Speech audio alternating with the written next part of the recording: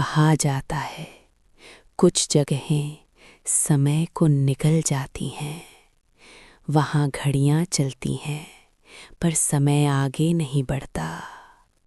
सांसें आती जाती हैं पर जिंदगी आगे नहीं बढ़ती। ऐसी ही एक जगह थी, अंधेरी हवेली। शहर से दूर जंगल की छाती पर धसी हुई काले पत्थरों से बनी ये हवेली बरसों से वीरान थी। गांव के बुजुर्ग कहते थे कि हवेली में रात पहले उतरती है और सुबह लौटने से डरती है। जो भीतर गया वो लौटा तो बदला हुआ या फिर लौटा ही नहीं। ये कहानी उसी रात की है जब हवेली ने अपना आखिरी राज खोला। लौटती आवाज। राघव को शहर की चकाचौंध से भागना था। पत्रकार था, तथ्यों का पीछा करने वाला। अफवाहें उसे चुनौती देती थीं। जब उसने अंधेरी हवेली की कहानियां सुनी, दीवारों से आती फुसफुसाहटें, बिना हवा हिलते पर्दे और आधी रात को रोती हुई स्त्री, तो उसने बैग बांधा। गांव पहुंचा तो सूरज ढल चुका था। चाय की दुकान पर बैठे बूढ़े ने बस इतना कहा, रात में मत जाना। राघव मुस्कुराया। डर उसकी शब्दावली में नहीं था। हवेली के फाटक पर पहुंचा तो लोहे ने कराह कर स्वागत किया। भीतर कदम रखते ही उसे लगा जैसे किसी ने उसका नाम पुकारा हो, बहुत धीमे। उसने पीछे मुड़कर देखा, कोई नहीं। हेलो, उसकी आवाज दीवारों से टकरा कर लौट आई, पर लौटते हुए उसमें एक और आवाज मिल गई। धूल में दबे निशान। हवेली के भीतर की हवा भारी थी। फर्श पर धूल के बीच पैरों के निशान, ताजा। राघव झुका, उंगली से छुआ, धूल बिखर गई। कोई और भी था। सीढ़ियां ऊपर जाती थीं, अंधेरे में डूबी। तभी पीछे से ठक ठक की आवाज आई। राघव पलटा, दरवाजा अपने आप बंद हो चुका था। उसने मोबाइल निकाला, नेटवर्क नहीं। ऊपर से किसी के चलने की आहट आई। तस्वीरों की दीवार। पहली मंजिल पर एक लंबा गलियारा था। दीवारों पर पुरानी तस्वीरें, परिवार, शादी, उत्सव। सबके चेहरे धुंधले, सिर्फ आंखें साफ। एक तस्वीर में दुल्हन लाल जोड़े में, पर उसकी आंखों में आंसू थे। नीचे लिखा था, मोहिनी। तभी गलियारे के अंत से वही फुसफुसाहट, राघव। उसका दिल तेज धड़कने लगा। उसने नाम कैसे जाना?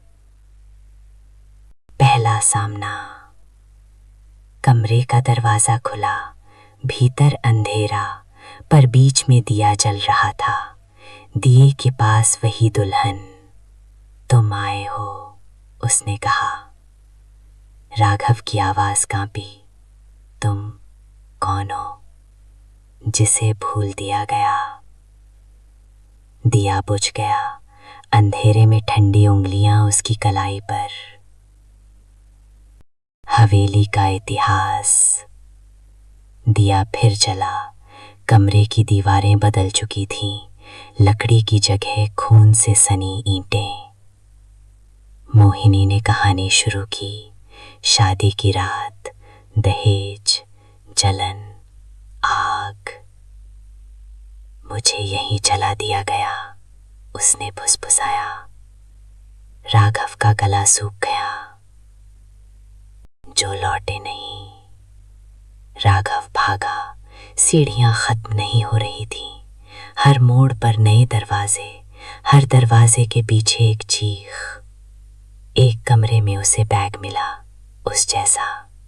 भीतर उसकी डायरी खाली पन्नों पर लिखा था, मत जाओ।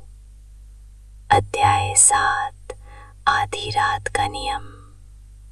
घड़ी ने 12 बजाए, हवेली कांपी, दीवारों से साए निकले, पुरुष, स्त्रियां, बच्चे। मोहिनी की आवाज गूंजी, जो सच्चाई सुनेगा वही बचेगा। कुर्बानी। राघव समझ गया, हवेली न्याय चाहती थी, सच्चाई बाहर जानी थी। अगर मैं लिखूं? उसने पूछा। मोहिनी मुस्कुराई, पहली बार तो सुबह होगी। लिखी गई रात।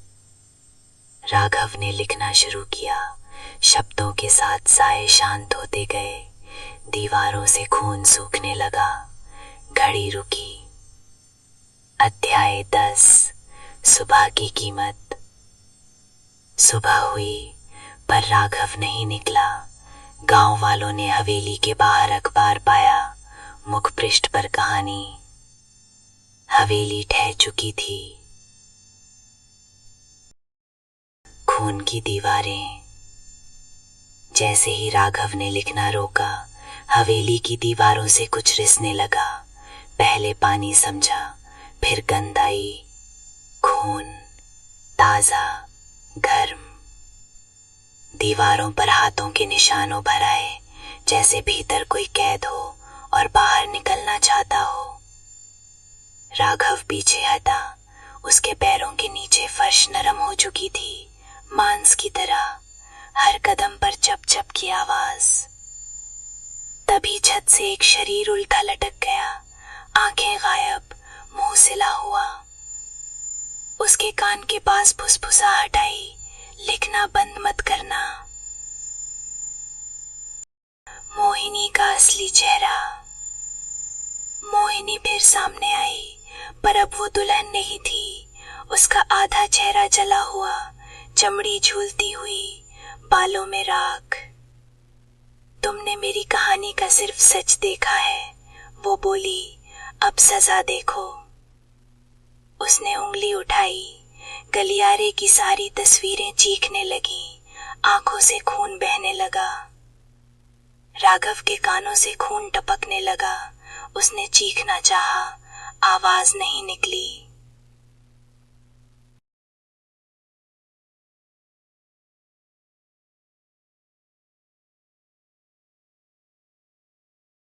बच्चों का कमरा।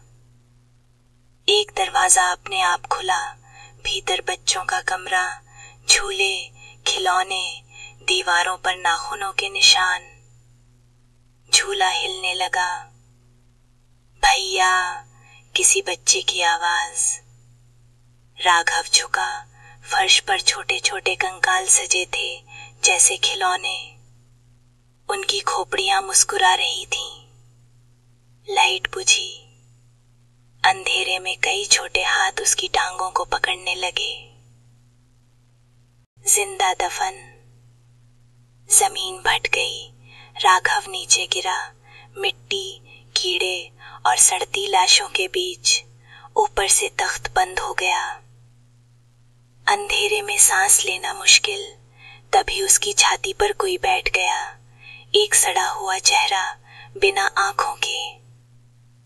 यहाँ सब ऐसे ही लिखते हैं, वो हंसा। राघव ने कांपते हाथों से आखिरी शब्द लिखा, सच दबाया नहीं जा सकता। सुबह जो नहीं आई। गांव में आज भी कहते हैं, उस दिन सुबह नहीं हुई, सूरज उगा ही नहीं। हवेली अब भी खड़ी है, और अगर रात में किसी लेखक का नाम कोई दीवार ले, तो समझ लेना कहानी अभी जिंदा है। उपसंहार। कुछ कहानियां खत्म नहीं होती, वे पाठक ठुपड़ती हैं। अगर ये कहानी पढ़ते वक्त तुम्हें लगा कि कोई पीछे खड़ा है, तो मुड़कर मत देखना। रिकॉर्डर चालू है। अंधेरे में राघव की उंगलियां कांप रही थीं। उसने जेब से छोटा सा रिकॉर्डर निकाला। लाल बत्ती जली। अगर कोई सुन रहा है तो जान लो ये हवेली जिंदा है। उसकी फटी हुई आवाज गूंजी। जैसे ही उसने बोलना शुरू किया, दीवारों पर मुंह उगाए सैकड़ों सब एक साथ हंसे। यूट्यूब